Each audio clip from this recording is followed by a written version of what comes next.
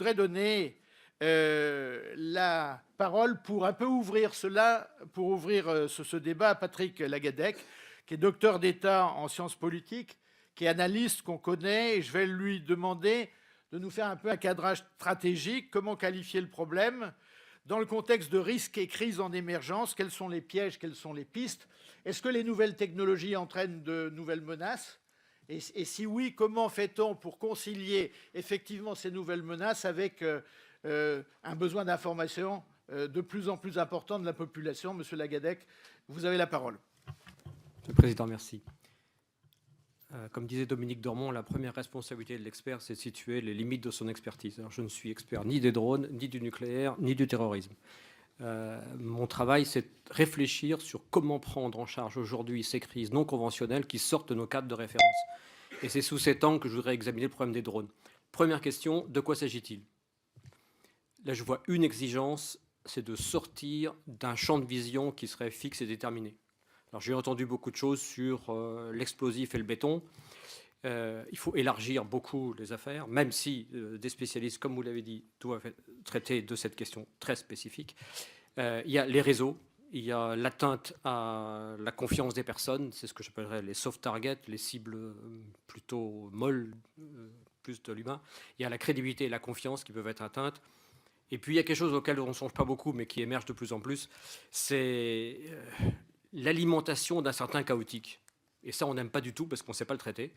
Et tirer ensuite parti de réactions inappropriées que l'on pourrait avoir parce qu'on appliquerait des réponses qui sont bien dans des situations à peu près stables à une situation qui serait développée en matière de chaotique. Et dernier élément sur ouvrir le champ de vision, toujours garder la question ouverte. Et si c'était autre chose? Et si c'était seulement un travail pour saper un développement économique, mais qui n'a rien à voir avec le nucléaire, mais qui prendrait appui et un levier. Bon, on peut citer, il y a N pistes. L'essentiel dans le de quoi s'agit-il quand on est sur ces mouvements complètement émergents, c'est de garder la cartographie tout à fait ouverte. Deuxième question, quels sont les pièges? C'est une question cruciale dès lors qu'on sort des risques conventionnels.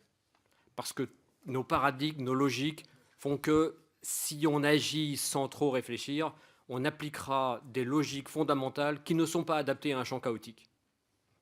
Ici, donc, ce serait de regarder qu'une seule famille de risques, ou de chercher la solution technique définitive, ou de chercher le schéma d'organisation de structure qui serait le bon schéma qui donnerait toutes les réponses. Et évidemment, en termes de pièges, une communication qui serait totalement fermée, c'est-à-dire qui n'est plus adéquate aux enjeux qu'on a aujourd'hui avec aussi bien les réseaux sociaux que les attentes sociétale en matière de communication et, comme vous l'avez dit, dans un sujet hybride extrêmement complexe entre le sensible et ce qui doit être dit. Troisième question, quelle piste de réponse?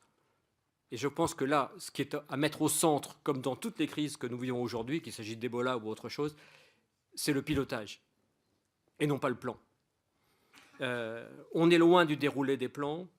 Ce qui va être vraiment important dans ce genre de problème, c'est la capacité à inventer en temps réel sur cartographie qui est le plus souvent inconnue et illisible et souvent mutante. On commence par un bout, on finit par autre chose, et en fonction des réactions que l'on a, on peut très bien avoir une mutation du problème. Et ça s'adresse d'abord au plus haut niveau, être capable d'inventer en situation qui n'est pas cartographiée et définitivement stable. Deuxième point en termes d'aide au pilotage, ça va être d'avoir au centre non pas un déroulé de réponse, mais une capacité de questionnement. Ce que j'ai essayé de plaider avec mon idée de force de réflexion rapide, c'est-à-dire des gens qui s'interrogent en permanence sur le de quoi s'agit-il, quels sont les pièges, quels sont les acteurs, et s'il y avait une ou deux initiatives qui feraient sens aujourd'hui, ça serait quoi? C'est très très loin de nos habitudes où on a déjà les réponses et on entraîne les gens à avoir rapidement les réponses en question qui sont déjà préprogrammées.